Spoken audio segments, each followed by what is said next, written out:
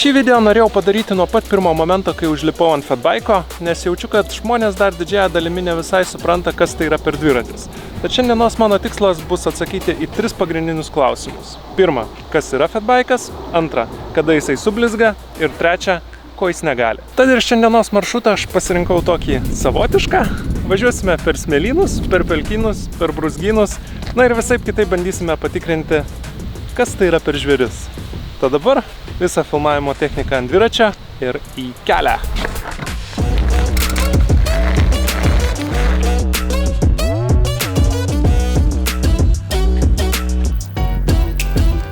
Pradėkime nuo to, kas yra fatbike'as. Tai iš tikrųjų, kaip pavadinimas ir sako, tai yra storų padangų, storo rėmo dviratis, pritaikytas važiuoti bekele, sniegu, smėliu, purvynais.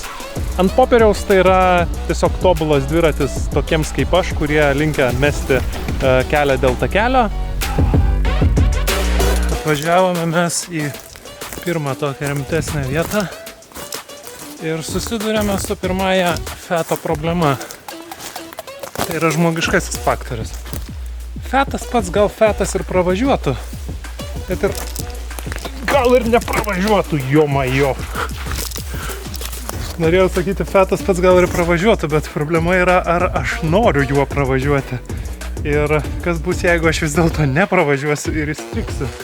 Tai idėjas, ko į šitą vietą supratau, kad turbūt nepravažiuosiu.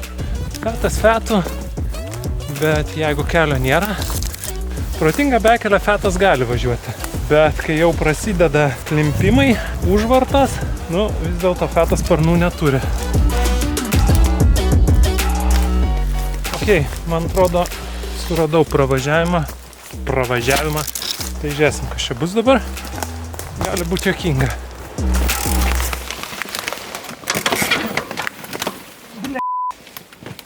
Juokinga! Ar juokinga jau? Fuck! Čia yra negerai, nes dviratis užvirto ant manęs. O aš pelkė.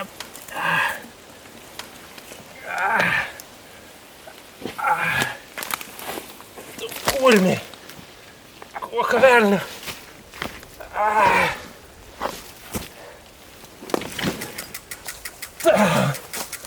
Ką tik visiškai išsimaudžiau pelkėje, galėjo būti dar blogiau. Bet realiai iki kelių susmigau ir dviratis ant manęs užvirto taip, kad aš pajudėti negaliu. Galvojau, aš.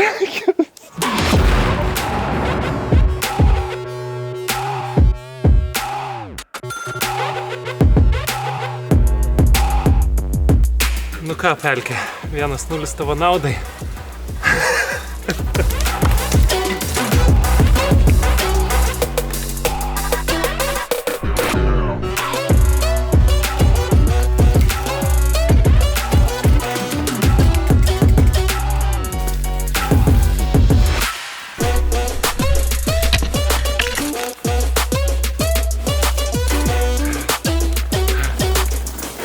Sakyčiau, pirmasis minusas šitam fetui, bet pelkę vis dėlto buvo daug paprasčiau įveikti pėstute.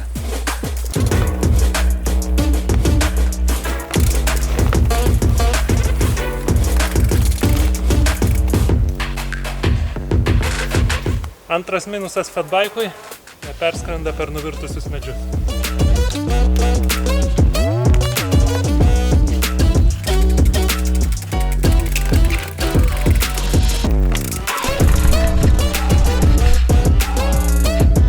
Kągi, antra kliūtis. Turime upelį. Čia pamenu, kažkada tai būdavo rastas nuvirtęs. Dabar rasto nebematau. Reikia bandyti ten, mačiau nuvirtusių yra medžių kažkokių tai.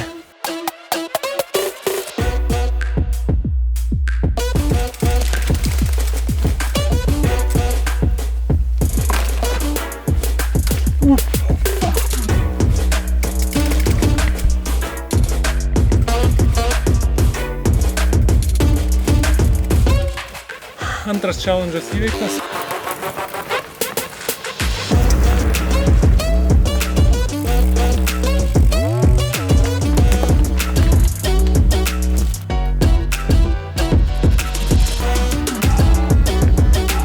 Tai išsiaiškinom, kad su fatbaiku iš tikrųjų negali skraidyti per nugriuvusius rąstus, negali važiuoti per pelkynus.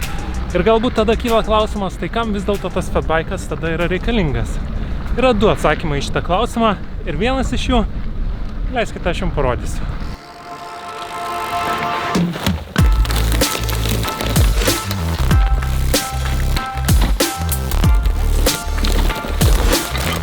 Ką fatbaikas gali geriausiai, tai iš tikrųjų tiesiog atverti fantaziją ir leisti paklausti savęs, o gal vis dėlto pavyks.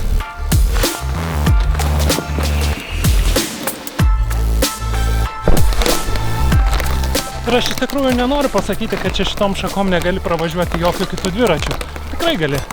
Bet važiuodamas su fatbaiku, kažkaip nejučiamis pamatai, kaip atsiranda šypsena veide.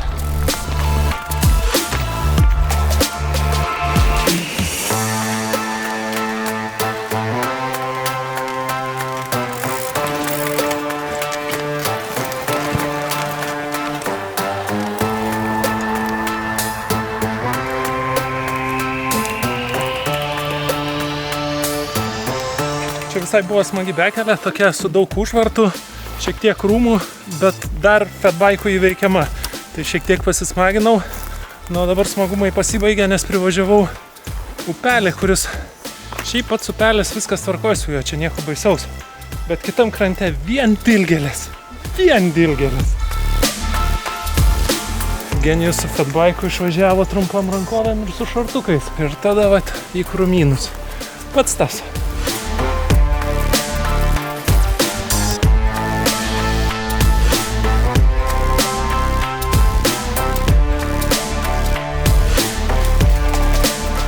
Taip ir blogai buvo. Fatbaikas padėjo.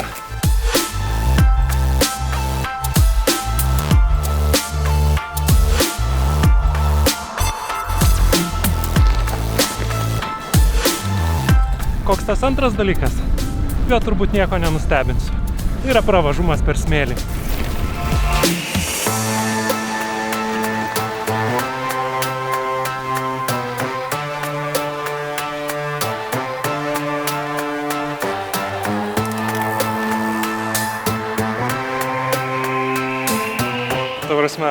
Tai yra tiesiog juokinga.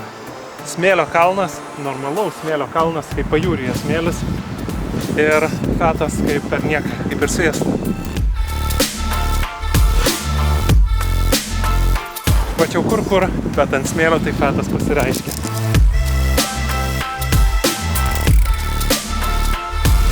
Man reikia kirsti šitą upelį.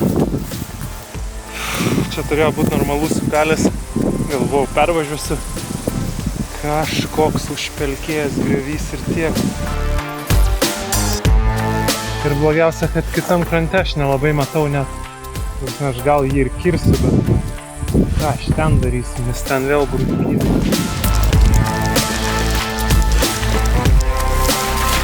Gera žinia yra ta, kad panašu, jo kitam krante yra kažkoks tai keliukas. Nu tai, nežinau, bandysiu kažkokiu būdu kirsti šitą upelį.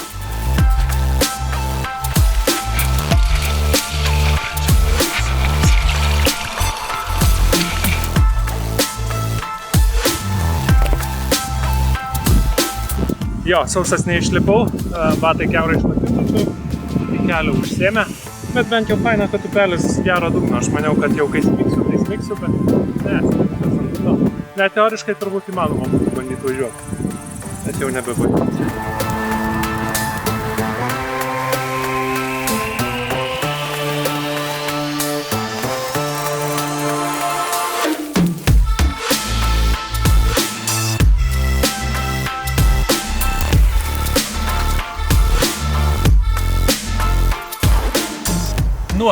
Jeigu gerai pamenu maršrutą, tai įveikėme paskutinę rimtesnę kliūtį, o dabar bus tiesus kelias link automobilio ir kelionė bus baigta. Beliko atsakyti į paskutinį ir turbūt esminį klausimą, tai yra ar verta pirkti tokį dviratį.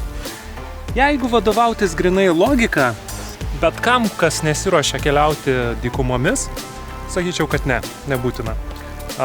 Paprastom bekeliam tikrai turėtų užtekti MTB stiliaus dviračio, kažkokiem miško keliukam, žvyrkeliam, sakyčiau, pilnai užtenka ir to paties hibrido, su kuriuo aš iki šiol kuo puikiausiai keliavau. Aš manau, kad juo važiuoti yra sunkiau. Tiesiog elementari fizika, storesnės padangos, didesnis pasipriešinimas. Ir ta riba tarp negalėjimo pravažiuoti MTB stiliaus dviračių ir negalėjimo pravažiuoti apskritai dviračių yra labai menka. Bet gyvenimas nėra vien juoda ar balta ir dėl to visą laiką galvoti vien logiškai neišeina. O fatbaikas jisai turi kažką tai magiško. Tu užlipi ant jo ir atsiranda kažkoks pasitikėjimo savimi jausmas. Nežinau, čia turbūt gal tik tai man, gal kažkoks tai įsivaizdavimas, bet tas placebo efektas jisai tada yra labai stiprus ir tikras. Ir jeigu aš dabar turėčiau nuspręsti iš naujo, ar man šitą dviratį pirkti, atsakymas būtų taip. Ačiū, kad žiūrėjote. Tikiuosi, kad jums patiko žiūrėti šitą filmuką taip pat, kaip ir man patiko jį filmuoti. Jeigu jums patiko, nepamirškite užsisubscribinti mūsų kanalą, pasižiūrėkite anksčiau darytus video ir iki kitų pasimatymų pekelėse.